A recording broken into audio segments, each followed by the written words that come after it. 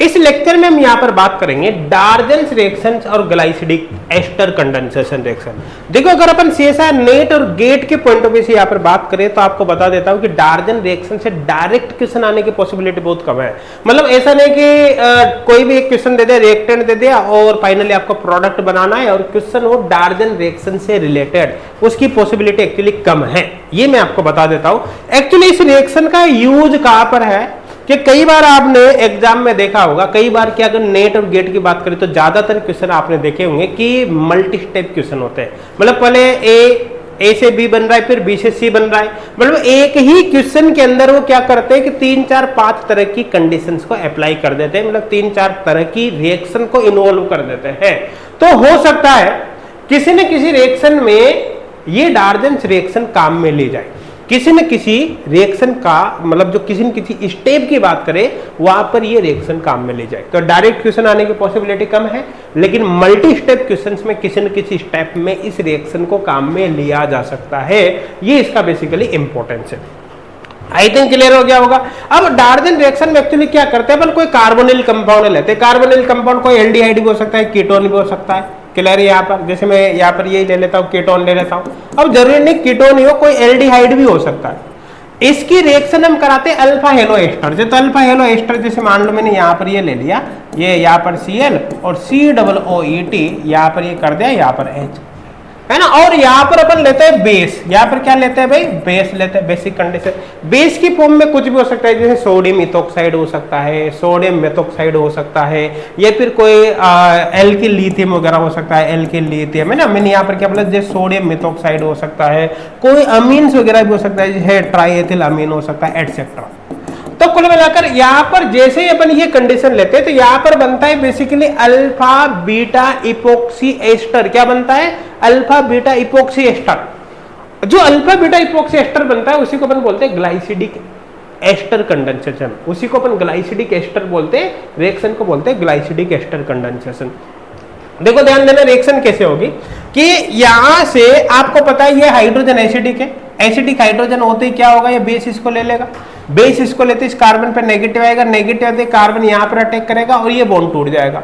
अब ये O- बन गया। O- जैसे ये बनेगा तो O- इस कार्बन पर वापस अटैक करेगा और अटैक करते यहाँ से Cl बाहर निकल जाएगा। बस हो गई रिएक्शन, प्रोडक्ट बनाना है। अब देखो ध्यान देना, ये कार्बन मैंने ये लिख दिया, ये कार्बन मान लिया। इस कार्बन पर क्या क्या प्रेजेंट है, CH3 है, CH3 है और यहाँ पर O- बनेगा, O-। तो इस कार्बन पर देखो यहाँ पर CH3, ये CH3, यहाँ पर ये CH3, यहाँ पर ये CH3 और यहाँ पर ये O- बन जाएगा। ये क्लियर है। और ये कार्बन इस कार्बन से जुड़ेगा तो इस कार्बन को मैंने यहाँ पर ऐसे कर दिया और ये कार्बन किससे, इससे जुड़ेगा और इस कार्बन को मैंने डॉट से रिप्रेजेंट कर दिया। तो इस कार्बन के बीच बॉन्ड बना दो, तो यहाँ पर इन दोनों के बीच अपन ने बॉन्ड बना दिया। और ये जो कार्बन है इस कार्बन पर क्या जुड़ा है, COOET और एक हाइड्रोजन भी होगा। यहाँ पर हाइड्रोजन भी हो सकता है, कोई दूसरा ग्रुप भी हो सकता है। तो यहाँ पर अपन ने जोड़ दिया, देखो COOET और एक हाइड्रोजन। और साथ में आपको पता है अभी इस कार्बन पे थोड़ी देर के लिए मान लो Cl भी यहाँ पर प्रेजेंट है, तो आपने कर दिया Cl। अब एक्चुअली होगा क्या, आपको पता है ये Cl एक लिविंग ग्रुप है और यहाँ पर O- एक न्यूक्लियोफाइल है, तो ये यहाँ पर अटैक करेगा और यहाँ से लिविंग ग्रुप बाहर निकल जाएगा। तो ले देकर अगर मैं यहाँ पर देखूं तो यहाँ पर क्या होगा, देखो ध्यान देना, ये लिविंग ग्रुप यहाँ से हट जाएगा, हटा दो है ना। और यहाँ पर जैसे ही इस पर अटैक करेगा तो ये जो ऑक्सीजन है और ये कार्बन है इनके बीच यहाँ पर बॉन्ड बन जाएगा, ये बन गया। बस यही प्रोडक्ट होगा। अब इस प्रोडक्ट को आप ध्यान से देखना, यहाँ पर देखो ये एस्टर फंक्शनल ग्रुप, इसके पास वाला अल्फा पोजीशन है, बीटा पोजीशन, मतलब यहाँ पर एक्चुअली क्या हो रहा है कि अल्फा और बीटा पर इपोक्साइड आ रहा है, मतलब इसको बोलोगे आप अल्फा बीटा इपोक्सी एस्टर। इसको क्या बोलोगे, alpha beta epoxy ester, epoxy ester. ये अल्फा बीटा इपोक्सी एस्टर जो है इसी को अपन बोलते हैं ग्लाइसिडिक एस्टर। इसी को क्या बोल देते हैं भाई, ग्लाइसिडिक एस्टर। इसी को हम बोल देते हैं ग्लाइसिडिक एस्टर। आई थिंक बहुत अच्छे से आपके समझ में आ गया होगा, मेरे हिसाब से कोई डाउट यहाँ पर नहीं होगा। देखो मेन चीज यही है कि ये रिएक्शन क्या है, इसका कॉन्सेप्ट क्या है, ज्यादा कुछ करने की कोई आवश्यकता नहीं। अपने कॉन्सेप्ट देख लिया, अपने कॉन्सेप्ट देख लिया, है ना, थ्योरी के पॉइंट ऑफ व्यू से कि यहाँ पर होता क्या है। अब एक्चुअली क्या होगा, कंडीशंस में हल्का फुल्का चेंजेज हो जाएगा, यहाँ पर एस्टर वगैरह हल्का फुल्का चेंजेज हो जाएगा, और यहाँ पर कार्बोनिल कंपाउंड एल्डिहाइड हो सकता है, कीटोन हो सकता है, कोई छोटी मोटी कंडीशन चेंज हो जाएगी और प्रोडक्ट आपको बनाना है। तो सीधा सीधा मैं सीधा रिएक्शन पर आ जाता हूँ, क्वेश्चन पर यहाँ पर आ जाता हूँ, आगे अपन थ्योरी ना पढ़ेगा, सीधा क्वेश्चन पर चलते हैं। अब देखो जैसे ये क्वेश्चन आपके सामने है, तो यहाँ पर देखो ध्यान देना, आपको पता है कि ये अल्फा पोजीशन पे Cl है तो अल्फा हेलो एस्टर, ये एस्टर हो गया CO2Me, और अल्फा पोजीशन पे Cl है तो अल्फा हेलो एस्टर हो गया, और ये बेस आपको दे रखा है तो बेस क्या करेगा, इस एसिडिक हाइड्रोजन को निकाल देगा। अब एसिडिक हाइड्रोजन को निकालते यहाँ पर नेगेटिव आएगा, नेगेटिव आते किस पर अटैक होगा, इस पर, ये O- बनेगा, है ना। और जैसे ये O- बनेगा तो O- का अटैक वापिस इस पर होगा, यहाँ से यहाँ पर, और यहाँ से लिविंग ग्रुप बाहर निकल जाएगा। आपके दिमाग में यहाँ पर छोटा सा डाउट हो सकता है, कौन सा डाउट, कि ये जो अटैक हो रहा है वो यहाँ पर, यहाँ से यहाँ पर तो हो रहा है, लेकिन ये यहाँ से यहाँ पर अटैक क्यों नहीं हुआ, यहाँ भी तो कार्बोनिल है ना। तो आपको पता है कि ये कीटोन है, एल्डिहाइड है। अगर मैं न्यूक्लियोफिलिक अटैक की बात करूं तो आपको पता है कि न्यूक्लियोफिलिक अटैक के प्रति एल्डिहाइड ज्यादा रिएक्टिव होता है as compare to ketone, as compare to ketone. Ketone में एक्चुअली क्या होता है, इसका इलेक्ट्रॉन रिलीजिंग इफेक्ट होता है, प्लस आई इफेक्ट होता है, जिसकी वजह से इस पर न्यूक्लियोफाइल के अटैक के चांस कम हो जाते हैं, जबकि इस पर न्यूक्लियोफाइल अटैक के चांस क्या होते हैं, ज्यादा होते हैं इसके कंपेरिजन में। क्लियर है। तो कुल मिलाकर एल्डिहाइड मोर रिएक्टिव होता है एज कंपेयर टू कीटोन, इसलिए यहाँ पर कीटोन पर अटैक नहीं हुआ बल्कि इस एल्डिहाइड पर अटैक हुआ है। अब देखो ध्यान से समझ लो, जैसे मैं केवल इस पार्ट को यहाँ पर बना रहा हूं, इस पार्ट को, जैसे ये हो गया है ना, तो यहाँ पर देख सकते हैं ये डबल बॉन्ड है और इधर भी डबल बॉन्ड है। मैं केवल इतना सा पार्ट बना रहा हूँ समझने के लिए, ये केवल इधर इधर का, ठीक है, बाकी तो एज इट इज रहेगा, ऐसे कोई दिक्कत वाली बात है ही नहीं। अब इस कार्बन से कार्बन जुड़ा हुआ है और इस पर क्या है, इस कार्बन पर ये O- रहेगा, ये O- कर दिया अपन ने यहाँ पर, और ये कार्बन किस कार्बन से जुड़ेगा, इस कार्बन पर, तो ये कार्बन इस कार्बन से जुड़ा है यहाँ पर, और इस कार्बन पर क्या प्रेजेंट होगा, COOMe, है ना। तो यहाँ पर हो गया COOMe, है ना, CO2Me लिख दो, ये ऐसे लिख दे की बात है। और आपको पता है ये जैसे इसका अटैक इस पर होगा, O- बनेगा, ऑक्सीजन किस पर अटैक करेगा, इसी कार्बन पर, और Cl बाहर निकल जाएगा, मतलब ये ऑक्सीजन भी इसी कार्बन से जुड़ेगा तो ऑक्सीजन भी इसी कार्बन से जुड़ेगा, ये प्रोडक्ट होगा। बाकी इधर जो भी है एज इट इज, ये पूरी की पूरी रिंग रहेगी जैसे रहेगी, कोई दिक्कत वाली बात है ही नहीं। अब मैच करके देख लो आप क्या है। देखो यहाँ पर अगर देखोगे तो ये इपोक्साइड बन रहा है, बाकी सब कुछ सेम रहेगा। तो यहाँ पर तो देखो इपोक्साइड इस कार्बन पर बनाया है तो ये तो संभव ही नहीं, ये गया, है ना, इसमें कहीं इपोक्साइड ही नहीं दिख रहा, इसका मतलब ये भी गया, है ना। इसकी बात करें तो इसमें यहाँ पर भी इपोक्साइड नहीं दिख रहा, इसका मतलब ये भी गया। तो ले देकर आपका आंसर बी ऑप्शन होगा। आप देख सकते हैं पूरी की पूरा मैच हो रहा है, बी ऑप्शन यहाँ पर आपका आंसर होगा। तो देखो बिल्कुल सिंपल केस नजर आ रहा होगा ना, एकदम सिंपल, बहुत आसानी से समझ में आ गया होगा, है ना। थोड़ा सा अगर मान लो डिफरेंट फंक्शनल ग्रुप है तो भी अटैक किस पर करना है, तो आई थिंक आपको डिसाइड करना यहाँ पर आ गया होगा। नेक्स्ट यहाँ पर देख ले बन, देखो अगर इसकी बात करें तो यहाँ पर डायरेक्ट आपको कोई अल्फा हेलो एस्टर नहीं दिख रहा, डायरेक्ट कोई भी अल्फा हेलो एस्टर नहीं दिख रहा, लेकिन अल्फा हेलो एस्टर जैसी कंडीशन है यहाँ पर, जिसे इसके अंदर ये हाईली एसिडिक हाइड्रोजन है तो ये टर्सरी अमीन बेसिक है, तो इस एसिडिक हाइड्रोजन को ले लेगा, है ना। यहाँ पर देखो एसिडिक हाइड्रोजन ये था, ये अल्फा पोजीशन पे अल्फा हेलो एस्टर, एसिडिक इसलिए बेस ने ले लिया, लेकिन इसमें एस्टर तो नहीं है भाई, लेकिन आपको पता है एक्टिव मिथिलीन ग्रुप है, इसके इधर भी इलेक्ट्रॉन विट्राइंग ग्रुप है, इधर भी इलेक्ट्रॉन विट्राइंग ग्रुप है, इसलिए हाईली एसिडिक हाइड्रोजन है, इसको ये बेस बहुत आसानी से निकाल सकता है। तो ऐसे केस में क्या होगा कि अब इस कार्बन पे नेगेटिव आ गया, नेगेटिव आते ही इसका अटैक यहाँ पर होगा, यहाँ पर, और यहाँ पर होते ही O- बनाएगा। अब बात वही है पहले वाली, कैसी कि ये अटैक इसी कार्बन पर क्यों हुआ, इस पर क्यों नहीं हुआ। तो आपको पता है ये कीटोनिक ग्रुप है और ये एल्डिहाइड है, आगे ना H, ये एल्डिहाइड ये कीटोनिक है, लेस रिएक्टिव है ना, तो ये लेस रिएक्टिव, न्यूक्लियोफाइल का अटैक इस पर नहीं होगा, यहाँ पर ये न्यूक्लियोफाइल यहाँ पर अटैक करने की पॉसिबिलिटी कम है। क्यों?